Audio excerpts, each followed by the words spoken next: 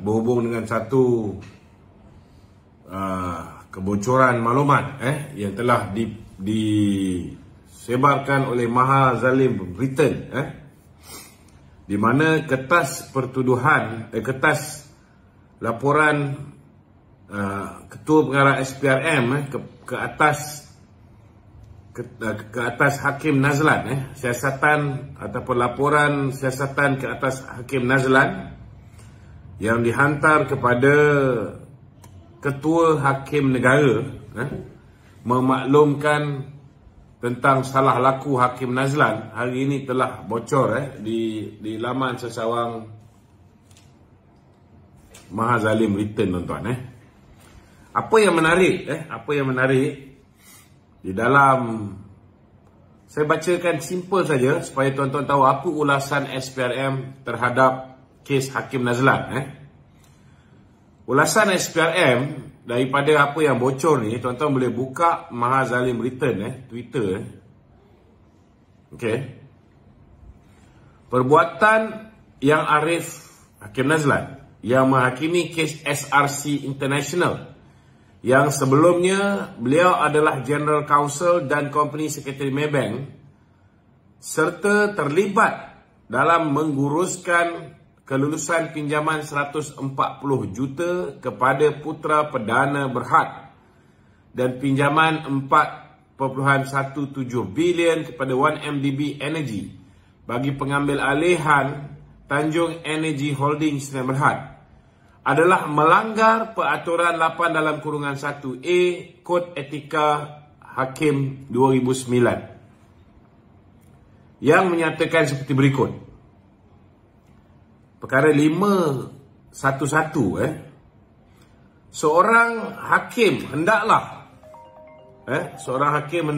memastikan bahawa semua aktiviti luar kehakimannya tidak menimbulkan keraguan yang munasabah tentang keupayaan untuk bertindak dengan saksama sebagai seorang hakim. Perkara 8/1 hingga 8/10 menggariskan perkara berkaitan risiko pencanggahan itu perlu pengisytiharan kepentingan, ataupun Hakim Nazlan sepatutnya mengisytiharkan dia punya conflict of interest, tuan-tuan. Dia kena isytiharkan dia punya telefon mat. Dia kena isytiharkan dia punya conflict of interest, yang jelas, tuan-tuan, telah melanggar kod etika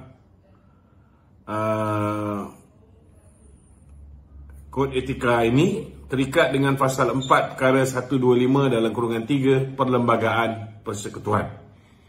Justru ini apa yang SPRM punya urusan. Yang arif, yang bertanggungjawab melaksanakan keadilan, mesti dilihat tidak memihak, mempunyai integriti dan tingkah laku baik. Okey, perakuan SPRM setelah meneliti kes ini dan mengambil kira kepentingan awam, memperakukan bahawa Yang Arif Datuk Muhammad Nazlan Muhammad Ghazali diambil tindakan tata tertib di bawah Kod Etika Hakim 2009. Okey. Tuan-tuan kena faham kesalahan yang dilakukan oleh Hakim Nazlan ni, saudara, bukan hanya boleh didakwa, dia ada dua benda yang boleh didakwa, tuan-tuan. Satu, pihak SPRM sudah pun menyelesaikan siasatan ke atas Hakim Nazlan ini, dan Hakim Nazlan ini, tuan-tuan, Hakim Nazlan ini, saudara, telah pun pihak SPRM cadangkan kepada Jabatan Peguam Negara untuk didakwa di bawah Seksyen 220 Kanun Kesiksaan, 220 Penal Code, sebab beliau telah melanggar, Seksyen 220 di mana beliau telah menjatuhkan hukuman, tuan-tuan, menjatuhkan hukuman tanpa berpandukan kepada perlembagaan negara. Ini satu kesalahan yang boleh didakwa di bawah Seksyen 220 perlembagaan ataupun penal code ataupun kanun acara jenayah. Okey. Yang ini kuasa untuk mendakwa ni, tuan-tuan, selepas SPRM dah selesaikan ketasiasatan, kuasa mendakwa terletak di tangan AG Chambers. Malangnya sehingga hari ini Nazlan tidak didakwa. Itu pertama. Tetapi hari ini yang tular ni, saudara, ialah SPRM menghantar maklumat ini kepada Ketua Hakim Negara.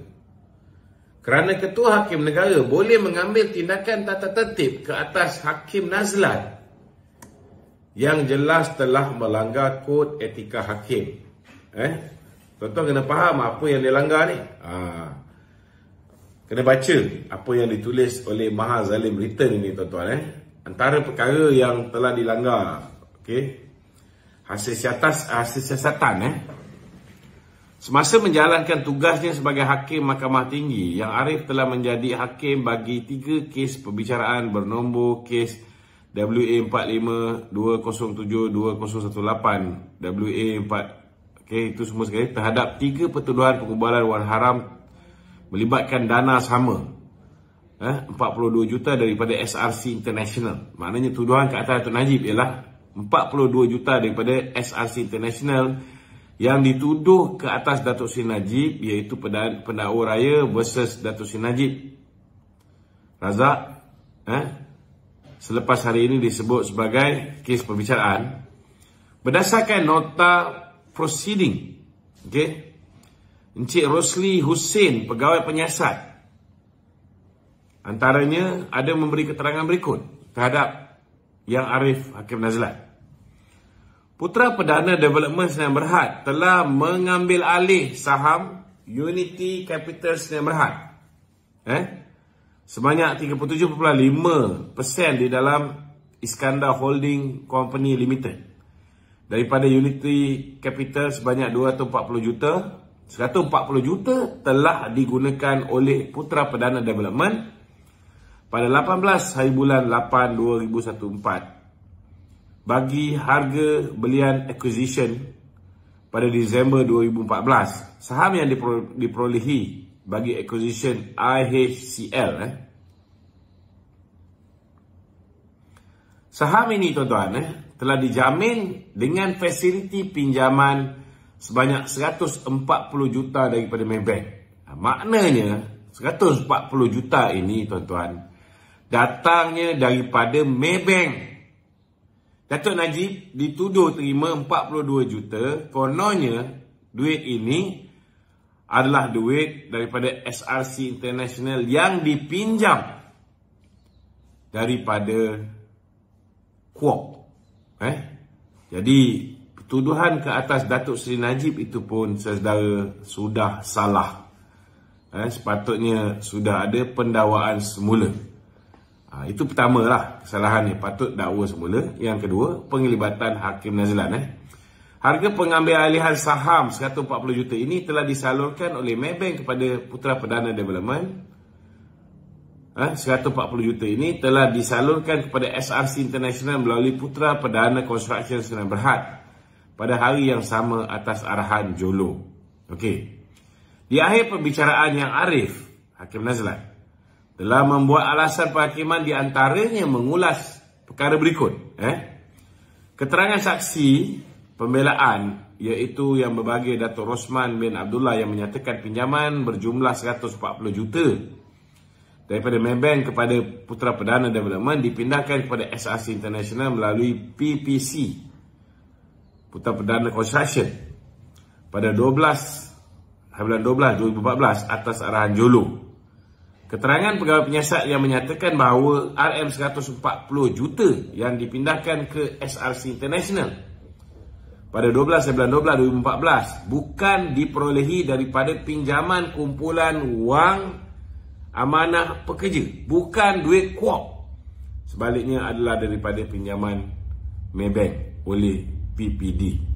Okey. Yang Arif Hakim Nazlan adalah General Counsel dan Company Secretary Maybank dari tahun 2005 hingga 2015, tuan-tuan. Dan terlibat dalam menguruskan proses kelulusan pinjaman tersebut. Dia yang terlibat dalam menguruskan proses pinjaman tersebut. Lepas tu dia tuduh Datuk Najib berniat jahat dengan penubuhan SRC International itu, kan? Dengan mengatakan bahawa niat menubuhkan SRC International itu pun, tuan-tuan, sudah membuktikan bahawa Datuk Najib berniat jahat. Padahal SRC International ditubuhkan atas cadangan Maybank, yang mana Hakim Nazlan merupakan General Counsel, Head of Corporate and Legal Affairs dan Company Secretary pada ketika itu. Dan hasil siasatan pihak SPRM mengesahkan pegawai Maybank sendiri memberitahu bahawa Hakim Nazlan tahu tentang perkara ni. Nampak tak jahat tak jahat Hakim Nazlan ni, tuan-tuan. Tetapi sehingga ke hari ini sesedara beliau selamat. Yang Arif Hakim Nazlan adalah General Counsel dan Company Secretary Maybank dari tahun 2005 hingga 2015. 10 tahun.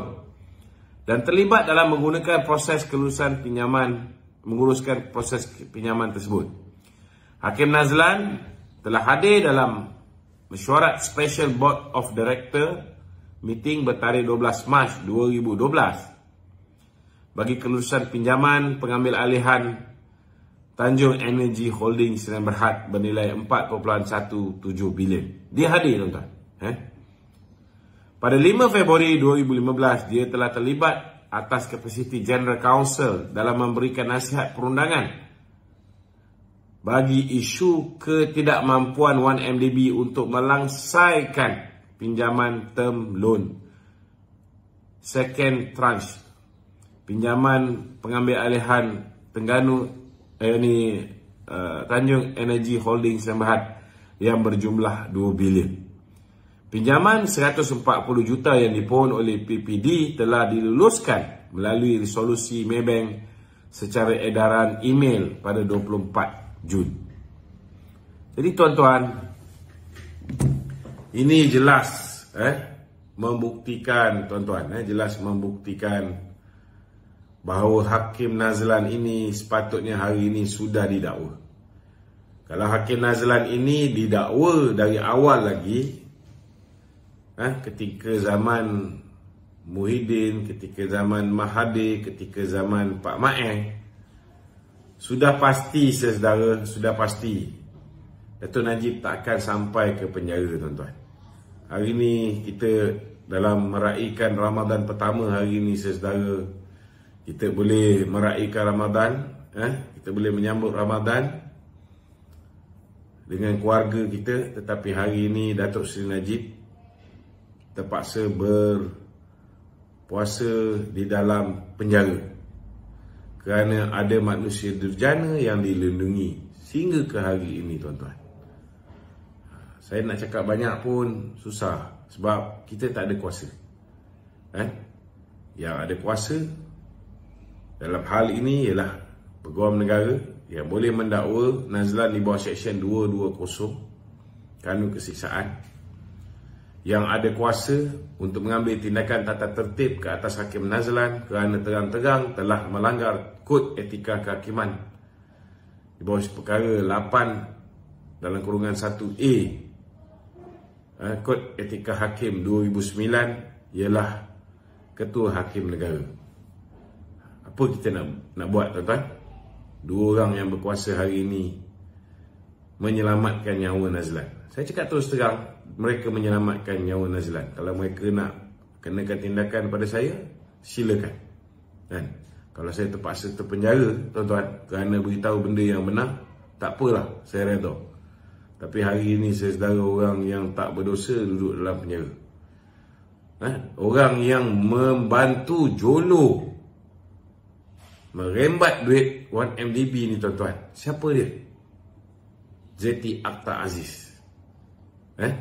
Kalau tidak ada kelulusan daripada Zeti Akhtar Aziz, duit 1MDB takkan disalurkan kepada Petro Saudi.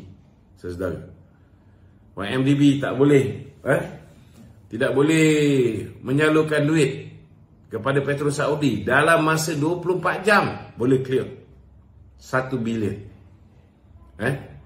Dan kalaulah Datuk Najib tak bagi dokumen yang menyatakan bahawa pihak kerajaan Saudi, Kementerian Kewangannya dan juga kerabat Raja Saudi nak menyumbang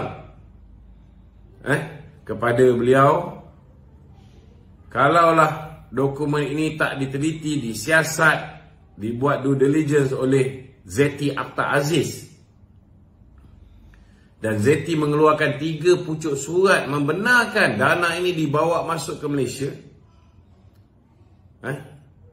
dan dana ini Zeti pula cadangkan kepada Datuk Najib jangan masuk dalam akaun UMNO, masuk dalam akaun peribadi, kerana kedudukan Datuk Najib sebagai Perdana Menteri ketika itu memudahkan transaksi katanya.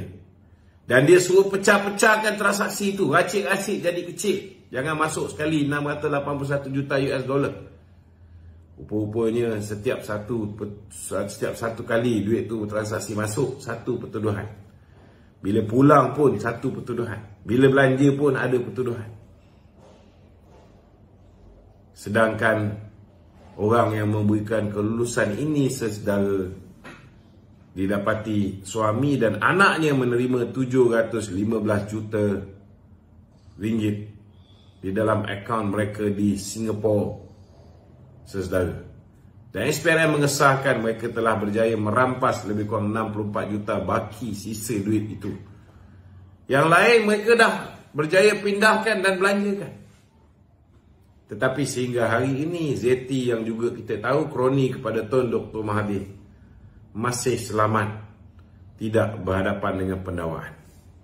Sama juga dengan pinjaman yang dibuat oleh SRC International 2 bilion daripada Kuok. 2 bilion, 4 bilion. Datuk Seri Najib telah mengarahkan ketika itu Nur Muhammad Yaakob, Menteri Kewangan, untuk buat due diligence dan menyediakan cabinet paper sama ada SRC International ini patut diberikan pinjaman Kuok ataupun tidak. Dan hasil daripada cabinet paper yang disediakan oleh Nur Muhammad Yaakob telah mempengaruhi keputusan kabinet, bukan keputusan Datuk Seri Najib seorang, keputusan kabinet untuk memberikan pinjaman kepada SRC International 2 bilion. Tuan-tuan, macam mana Nur Muhammad Yaakob nak berlaku adil apabila pihak SPRM mengesahkan beliau menerima 85 juta ringgit daripada Jolo, sama macam keluarga Zeti menerima 715 juta ringgit daripada Jolo, tuan-tuan. Dua manusia yang juga merupakan orang yang cukup dekat dengan Tun Dr. Mahathir. Sama juga Jolo yang merupakan anak kepada seorang tycoon di Sarawak yang dikayakan oleh Tun Dr. Mahathir dengan projek-projek pelabuhan di Sarawak.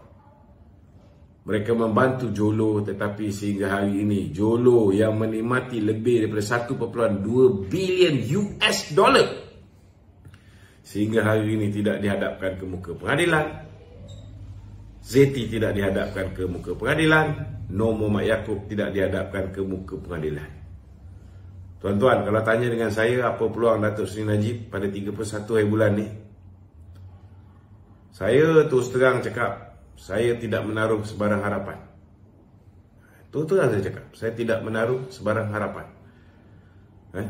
Sebab kita tahu bahawa Ketua Hakim Negara lantikan Mahathir masih lagi menjadi Ketua Hakim Negara.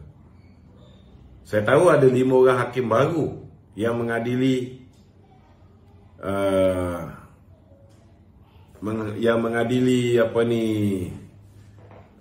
kes semakan kehakiman pada 31 hari bulan Mac ini. Tetapi tuan-tuan,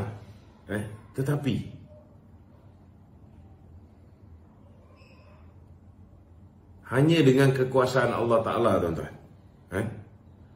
yang boleh memberikan satu keberanian luar biasa kepada 5 orang hakim ini yang masih answerable to Ketua Hakim Negara untuk membuat satu keputusan, membuat satu keputusan yang bertentangan dengan keputusan yang dibuat oleh Ketua Hakim Negara yang mengetuai 5 orang panel yang menjatuhkan hukuman bersalah di Mahkamah Persekutuan oleh Datuk Seri Najib, ke atas Datuk Seri Najib Tun Razak. Jadi kalau tanya dengan saya cakap terus terang, secara peribadi saya bukan nak mendahului mahkamah. Apa juga keputusan kita tak tahu, kan? Tetapi dari segi logik akal, tuan-tuan, kan? Saya secara peribadi saya tak nampak lah, saya tak nampak bahawa Datuk Seri Najib berpeluang mendapat keadilan pada 31 hari bulan ini. Ini secara peribadi, tuan-tuan, kita sedih lah melihat apa yang jadi pada Datuk Seri Najib. Sebagai seorang rakyat Malaysia, Datuk Najib ni pun rakyat Malaysia, tuan-tuan. Kita jangan lupa, dia juga adalah seorang rakyat Malaysia. Dia sepatutnya berpeluang mendapat keadilan. Bukan kerana dia adalah Perdana Menteri, bekas Perdana Menteri. Tidak. Tetapi sebagai seorang rakyat Malaysia, dia juga berhak mendapat keadilan, tuan-tuan.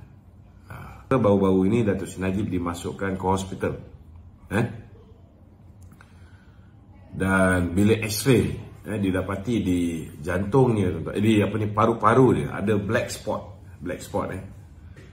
yang menunjukkan bahawa ada jangkitan kuman, dan beliau diberikan antibiotik. Antibiotik ni saudara, biasanya jumlah waktu kita kena ambil ni dalam 5 ataupun 7 hari, tapi malangnya saudara baru 4 hari dia duduk di hospital. Pihak hospital kata clear, walaupun antibiotik tu belum habis makan, dan dia telah dihantar kembali ke penjara Kajang. Saya sedih lah, saya sedih dengan apa yang berlaku pada Datuk Najib ni, sebab kita pun tahu bahawa ada setengah-setengah orang di dalam Kementerian Kesihatan ini memang masih lagi membenci Datuk Seri Najib.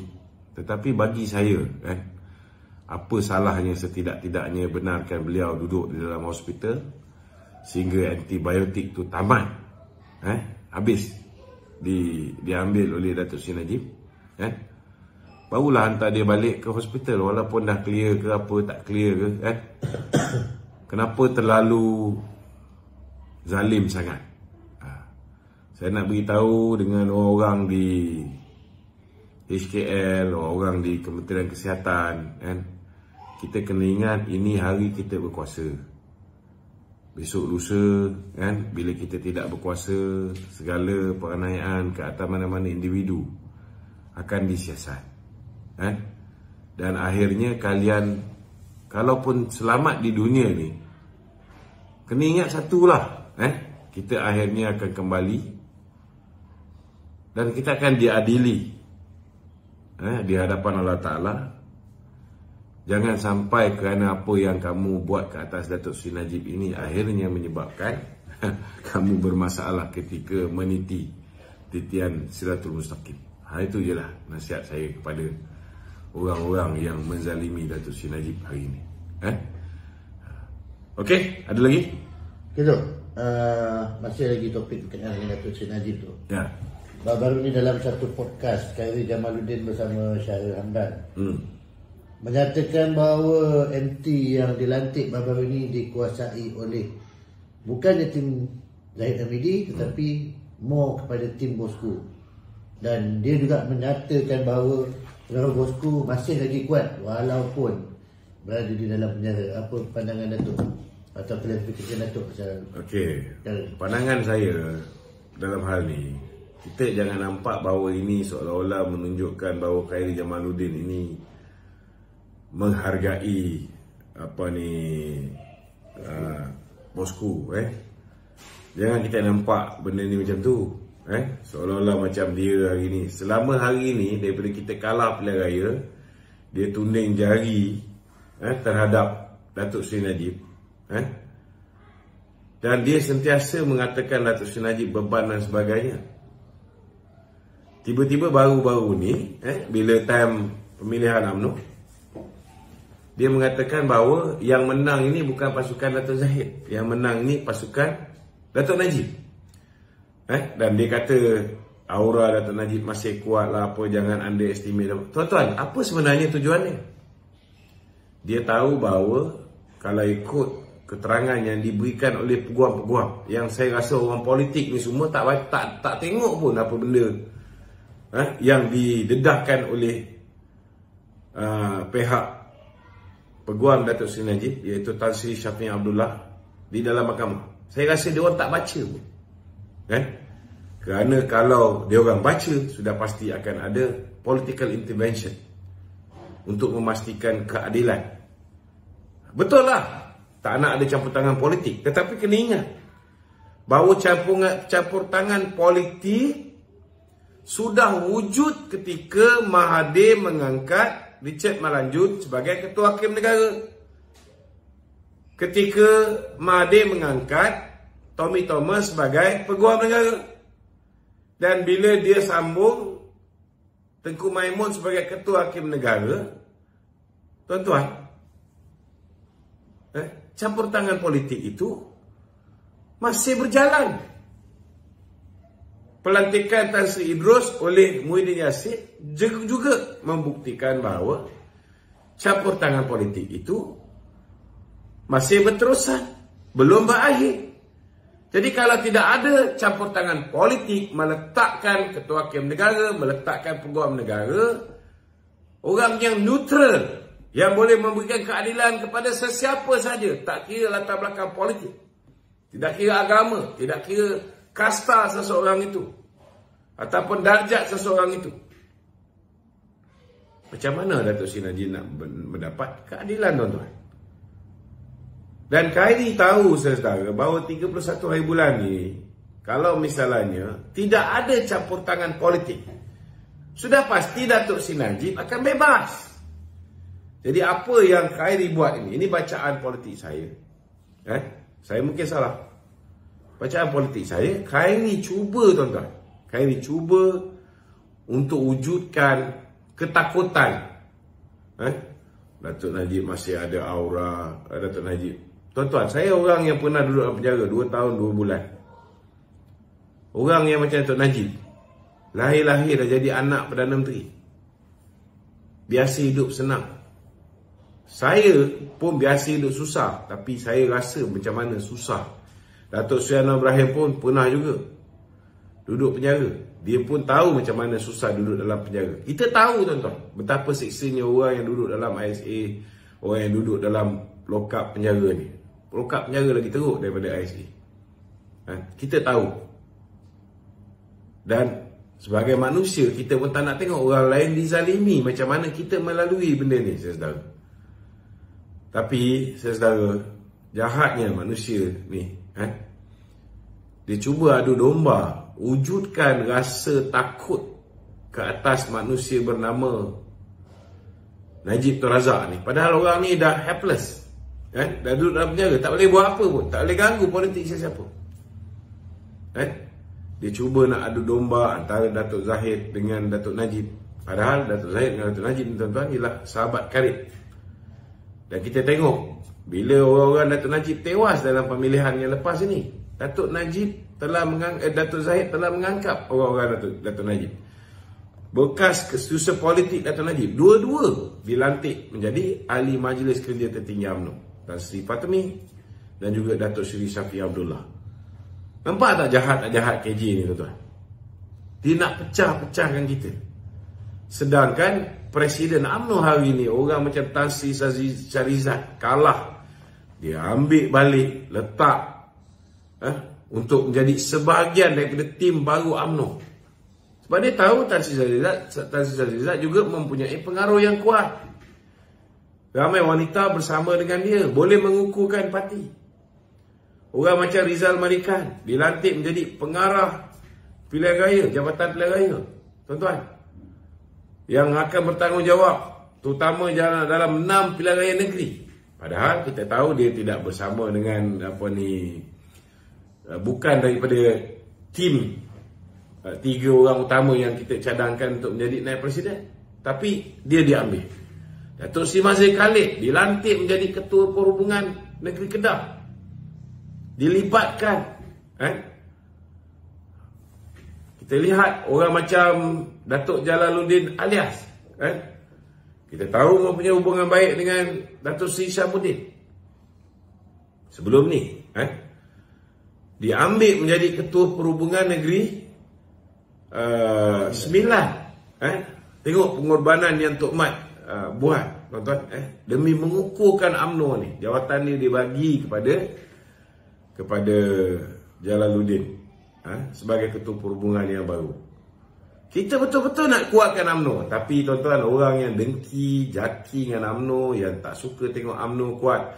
Sebab kalau UMNO kuat, peluang mereka nak masuk balik UMNO dengan melakukan undi tak percaya ke atas Presiden dan Timbalan tak akan berjaya. Hari ini memang mereka tak akan berjaya, tuan-tuan. Because we have a very strong team. Orang yang mengambil alih pucuk kepimpinan UMNO ni solid. Kita mesyuarat boleh bergurau senda, boleh berlawak jenaka dalam keadaan harmoni, baik. Suasana yang cukup kondusif. Saya 2 penggal jadi MT. Bagi saya ini pasukan yang saya nampak peluang untuk berlakunya pecah belah, peluang untuk berlakunya sabotaj dalaman sangat sukar. Dan inilah sebenarnya yang musuh-musuh kita di dalam Perikatan Nasional takut, tuan-tuan. Itu sebab budak-budak suruhan dia, termasuklah Khairi Jamaluddin ni, tuan-tuan, yang sentiasa menggunakan platform dia dekat podcast ke, dekat apa ni, dekat mana-mana lah stesen radio,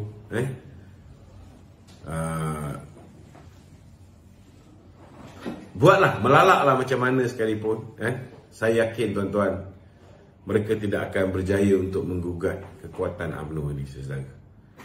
Jadi, tuan-tuan, kalau dia puji Datuk Najib, ini bukan pujian yang ikhlas. Ini hanya untuk memecah belahkan hubungan antara orang Datuk Seri Najib dengan orang Datuk Seri Zahid.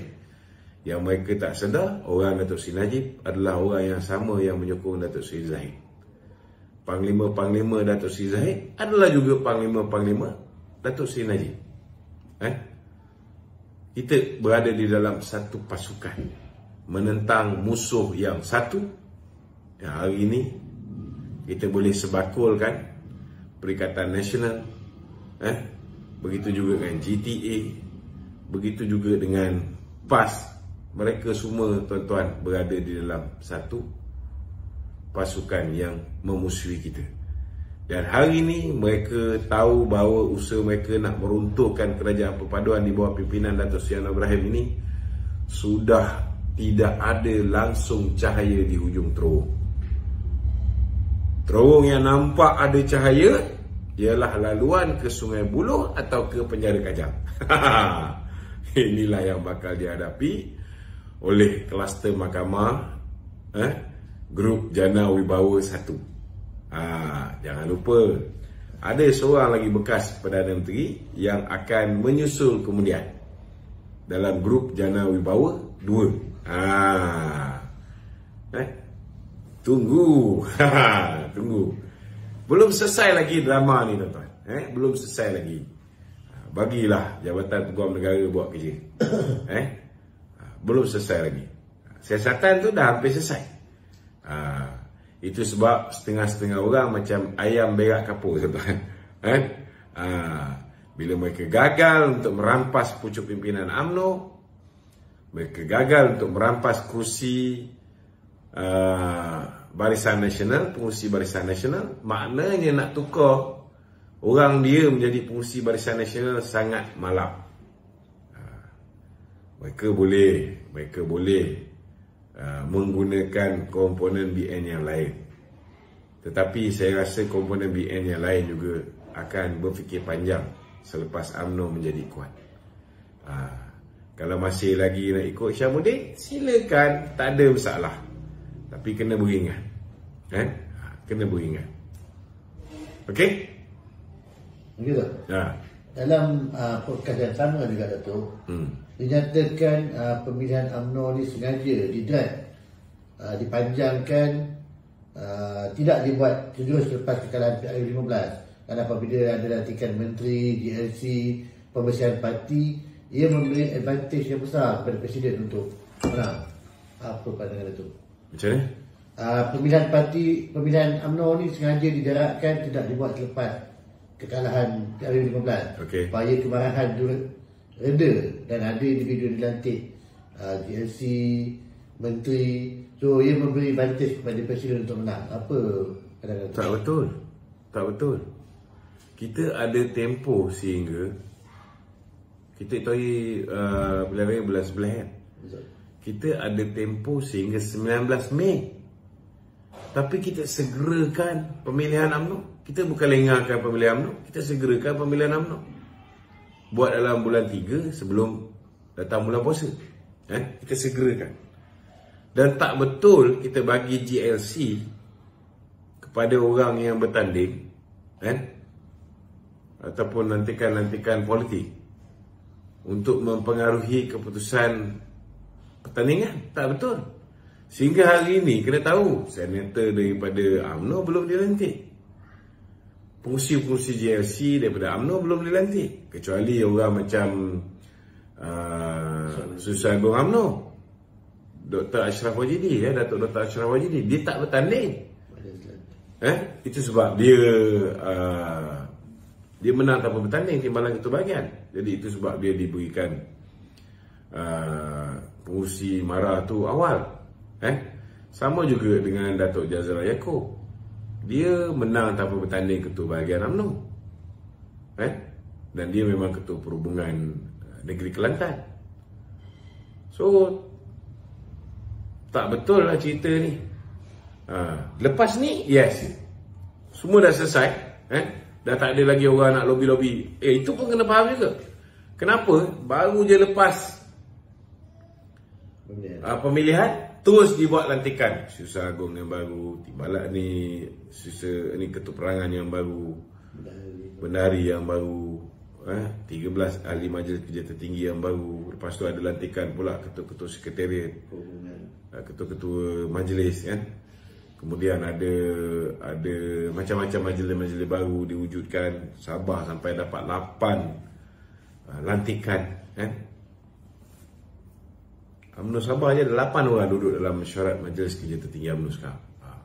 Begitu nampak Presiden ni menghargai rakan-rakan kita di Sabah. Jadi tak betul lah cerita tu. Sebenarnya semua diselesaikan awal pemilihan, baru kita mula lantik dan sebagainya. Dan Alhamdulillah saya yakin dengan apa yang dibuat oleh Presiden ni, ianya akan mengukuhkan kedudukan parti kita. Kita nak parti kita kuat balik. Kita nak semua orang bersatu. Bila semua orang bersatu, maka berputih matalah pengkhianat UMNO. Berputih matalah orang-orang yang bak kata orang tu, mengharapkan UMNO ucar kacir supaya mereka boleh ambil alih jadi kerajaan. Peluang ini telah tertutup rapat. Okey? Gitu. Ya. Gitu. Pemilihan dah habis. Move forward adalah PRN 6 negeri tu. Ya. So dalam PRN 6 negeri ni yang saya rasa lah kebanyakan daripada 6 negeri ni fokusnya lebih kepada Selangor tu. Okey, tapi kita tengok kepada kita punya opponent tu, Pakatan Nasional.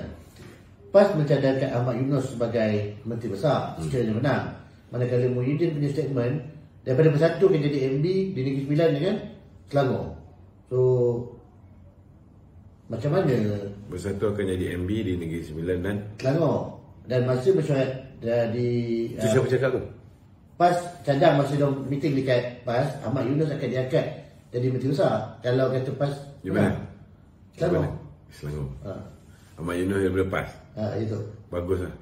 So macam mana? Adakah ada keretakan dalam Pakatan Nasional ke macam mana tu?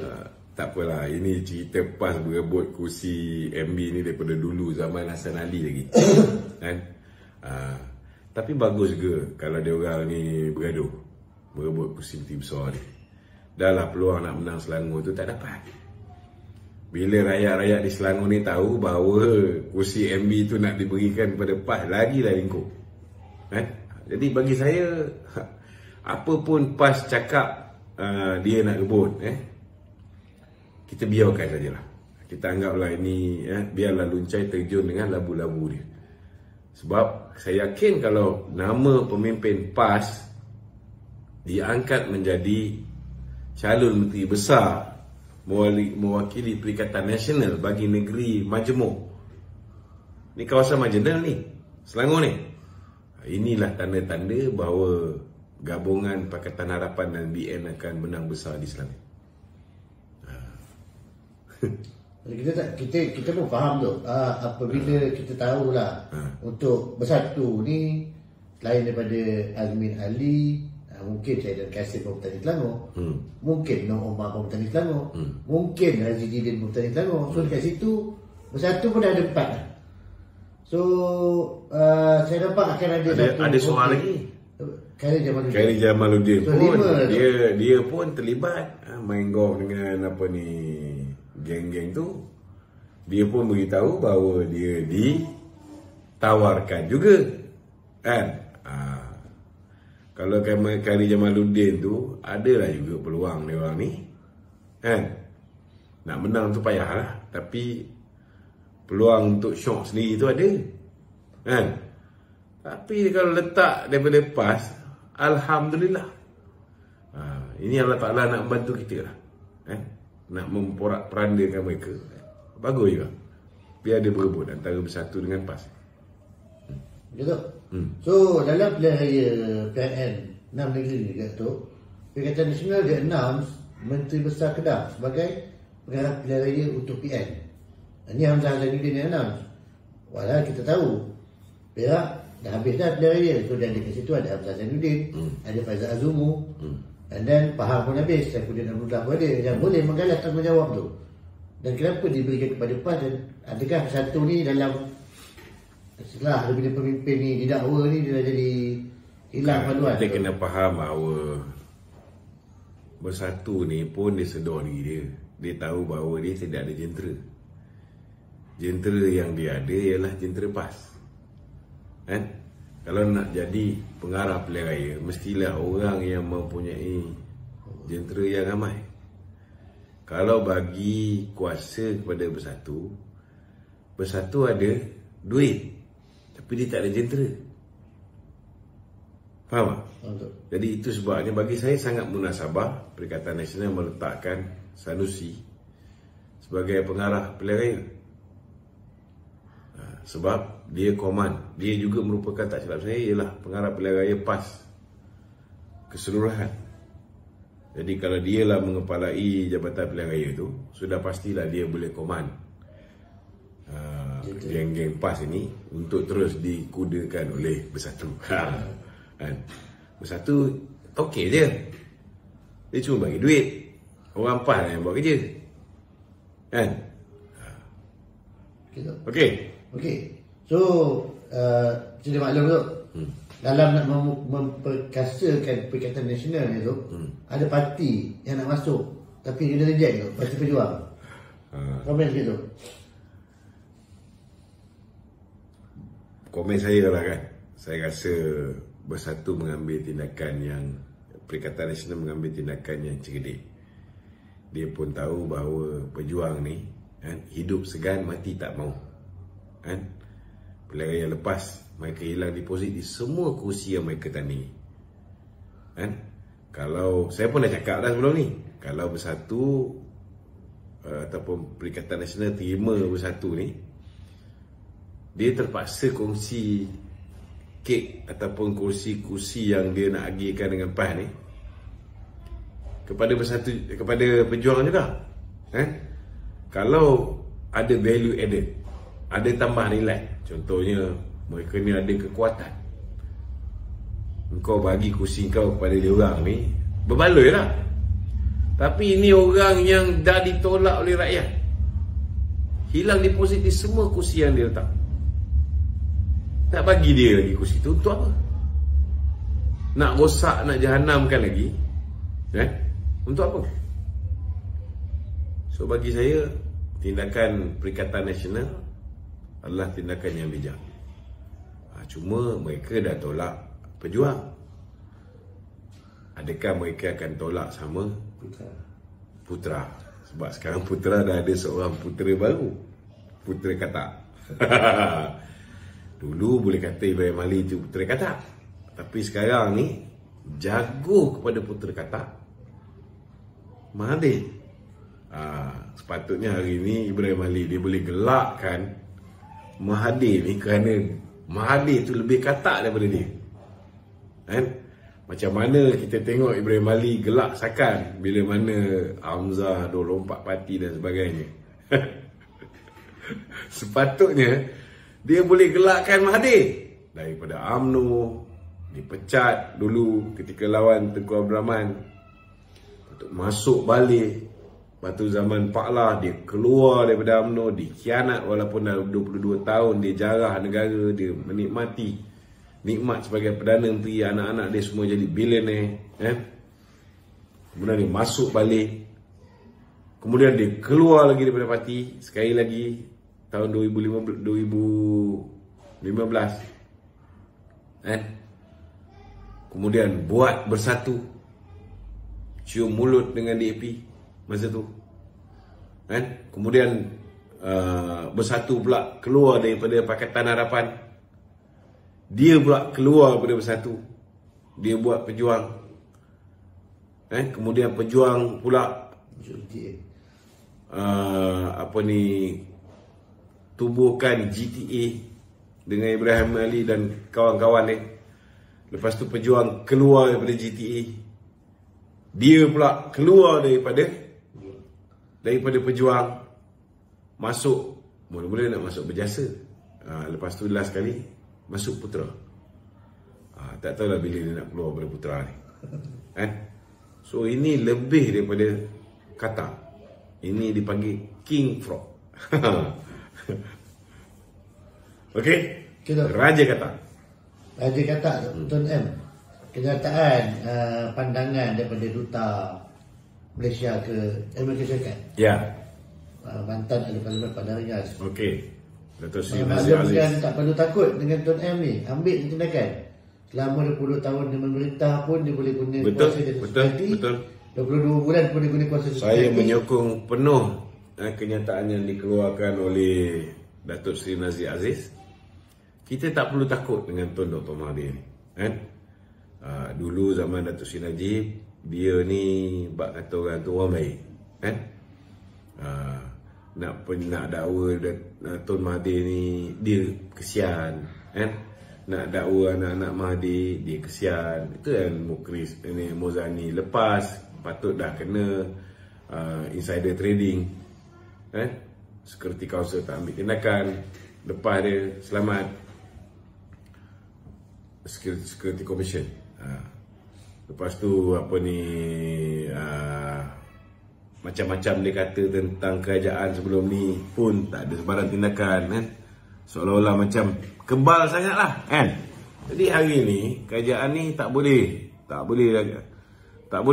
nak baik sangat macam zaman Datuk Najib, Bagi saya lah, kalau dia langgar undang-undang negara, dia menjanamkan duit negara dan sebagainya, ambil je tindakan, Dulu kita takut, takut dia duduk dalam penjara tiba-tiba digigit semut ke mati. Begitu. Terus sekarang ni dalam dia dah hilang kuasa parti pun, parti yang tak kuat. Dia dinampak mewujudkan pengarah sekretariat proklamasi Melayu, nak menegakkan agenda-agenda Melayu, walhal benda-benda yang selama dia memerintah 20 tahun, baik 22 bulan, tak pernah pun dia buat tu. Tak ada.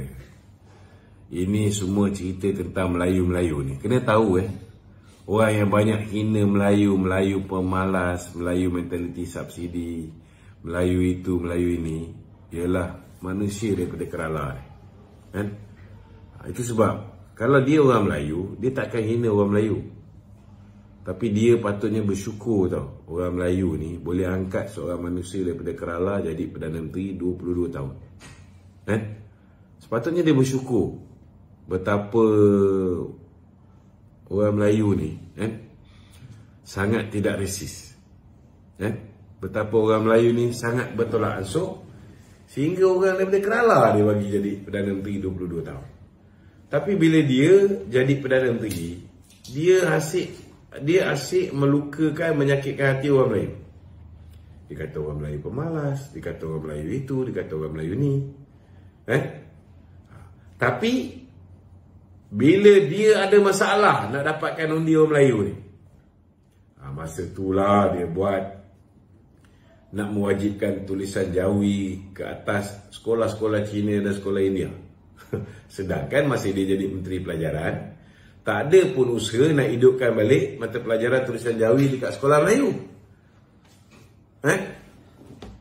Kenapa pula nak pergi sampai ke sekolah Cina, sekolah India pula nak diwajibkan buat tulisan Jawi ni?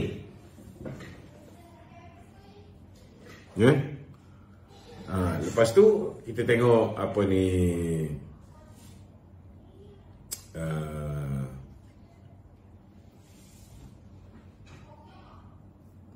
kita tengok bila dia ada masalah nak singkirkan DAP, masa itulah dia gunakan isu Melayu.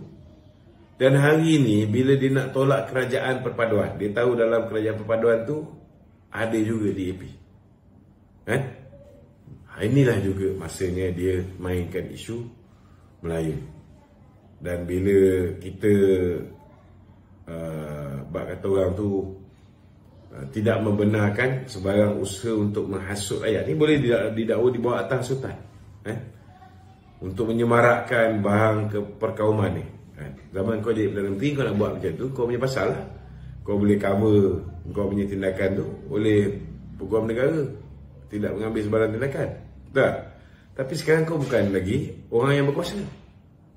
Kau tak boleh buat sesuka hati macam mana kau buat ketika kau memerintah. Dia kena ingat benda tu, So hari ni kita haraplah kalau dia cuba nak buat sesuatu untuk memecah belahkan rakyat Malaysia, merosakkan kestabilan rakyat negara ni, jangan takut untuk mengambil tindakan. Ambil saja tindakan. Ambil je tindakan, jangan takut. Betul. Topik panas tu sekarang ni dekat sosial media. Okey. Thai hot boy. Thai hot boy. Saya pun dah keluar kenyataan, kita ni sebuah negara, kalaupun kita tak nak ambil sudut Islam sekalipun. Pertama, kita ni negara Islam, benda-benda seks luar tabi'i ni memang ditegah oleh Islam. Kalaupun kau tak nak ambil pendekatan Islam, kita nak kata bahawa benda ni hak bangsa lain pun ada.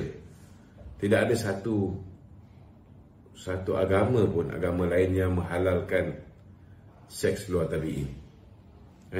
Tidak ada. Dan undang-undang Malaysia ini tidak membenarkan seks luar tabi'i ini, sama ada secara paksa atau secara rela. Ianya menyalahi undang-undang. Jadi itu sebabnya saya membantahlah apa yang cuba dilakukan oleh premis pusat hiburan privacy di Jalan Tun Razak. Ada orang kata ini bukan kat Malaysia, ni kat Thailand.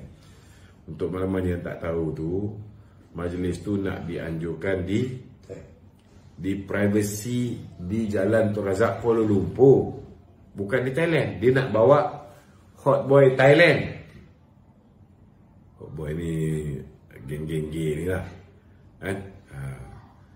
So alhamdulillah kita bantah, Patut Pemuda UMNO pun bantah dengan cukup keras, dan kenyataan yang dikeluarkan oleh Menteri Dalam Negeri pun, benda ni tak sesuai dekat negara ni, apatah lagi dalam bulan Ramadan. Betul tak?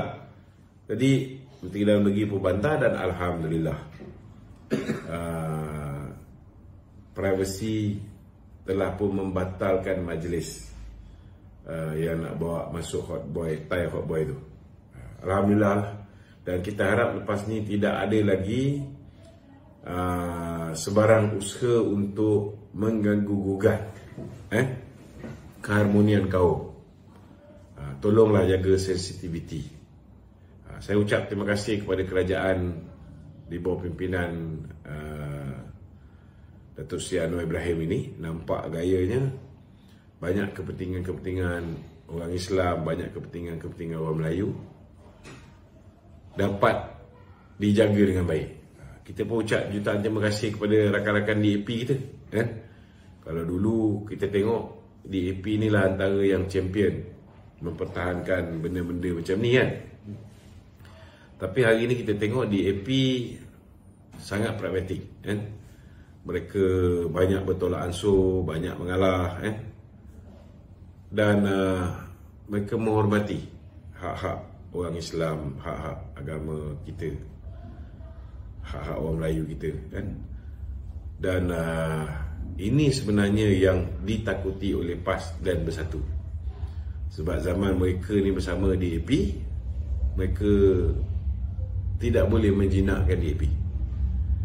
Mereka tidak boleh mengubah DAP. Hari ini kita tengok DAP totally different di bawah kepimpinan Saudara Anthony Loh. Dan kita pun dipahamkan dinosaur-dinosaur yang masih lagi mempunyai pemikiran lama macam Ramasamy ni, kebarangkalian besar tidak akan dicalonkan dalam pilihan raya yang akan datang mewakili DAP. Ini pengorbanan besar yang dilakukan oleh DAP. Itu sebab kita nak beritahu dengan orang Melayu yang takut dengan DAP ni, tak perlu nak takut dengan DAP sekarang, kan? Sebab mereka sudah berubah. Mereka pun tahu, kan? Mungkin dulu mereka terlanjur kata, terlanjur perbuatan, agresif sangat, kan? Akibat dia mereka hilang kuasa. Hari ini mereka cukup bertolak ansur, kan? Dan cukup menghormati hak-hak dan apa yang terkandung di dalam perlembagaan berhubung dengan hak istimewa Melayu, kedudukan Islam sebagai agama persekutuan, kedudukan bahasa Melayu sebagai bahasa kebangsaan, kan? Saya yakinlah, saya yakin. Cuma kita harap kawan-kawan DAP ni, kita minta satu lah, kan? Kita tahu bahawa Tommy Thomas juga dilantik dengan cadangan DAP juga, kan? Kita tahu Richard Malanjun juga dilantik dengan cadangan DAP juga. Cuma kita minta rakan-rakan DAP di dalam kabinet berilah sokongan untuk RCI ke atas buku Tommy Thomas ini dilaksanakan seberapa segera. Kerana kita kena ingat akibat daripada salah guna kuasa Tommy Thomas, Mahathir dulu, kan? Banyak orang yang teraniaya, banyak orang yang teraniaya. Masuk. Siapa? Okey. Okey tu. Last daripada saya tu. Penggunaan nama tokoh-tokoh dekat kelab-kelab malam tu, macam kita tahulah Privacy Club, dia tu sebut Privacy Club Tun Razak. Mungkin boleh minta kementerian-kementerian yang berkaitan untuk kaji balik daripada segi nama kelab-kelab tersebut supaya tak dikaitkan. Nama dia tak ada tulis Privacy Club Tun Razak. Sebenarnya privacy je. Nama kelab tu privacy. Tapi dia terletak di Jalan Tun Razak. Itu yang menyebabkan dekat poster-poster dia orang letak nama Privacy Club. Privacy Tun Razak. Tapi saya rasa ianya tidak ada dalam nama syarikat tersebut. Sebab kalau dia nak gunakan nama Tun Razak, kan, kalau nak register syarikat dia tu atau nak register brand dia, ianya mesti mendapat kelulusan daripada SSM. Dalam logo dia ditulis tu Privacy Tun Razak. Yalah, dia Privacy Tun Razak, tapi saya yakin benda tu tidak ada dalam tu. Tak boleh, dia tak boleh guna. Tun Razak, keluarga Tun Razak boleh saman. Betul. Saya tengok ada kenyataan daripada Nazifudin tak saya yang kata dia kesal dengan penggunaan perkataan tu lah. Betul. Okey. Jadi saya ingin mengucapkan selamat menyambut Ramadan kepada semua umat Islam, yang mengenali saya, yang mengikuti live kita setiap malam.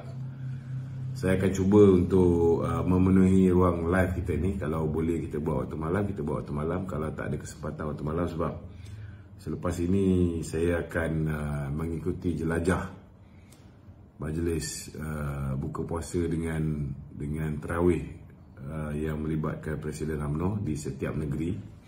Jadi ada kemungkinan besar juga kita akan buat live di sebelah petang jugalah. Siapa yang tak sempat mengikuti belah petang, dia boleh buat belah malam. Maknanya kena tengok siaran tertunda lah. Maknanya boleh buka bila-bila masa. Tak perlu bimbang. Hari ni 23 hari bulan. Hari ni 23 kan? 23 tu. Adalah merupakan keputeraan rasmi Kebawah Duli Yang Maha Mulia Sultan Johor. Jadi kita ucapkan, kita merafak sembah mengucapkan tahniah dan syabas kepada Kebawah Duli Yang Maha Mulia Sultan Johor, Sultan Ibrahim Iskandar, di atas hari keputeraan baginda.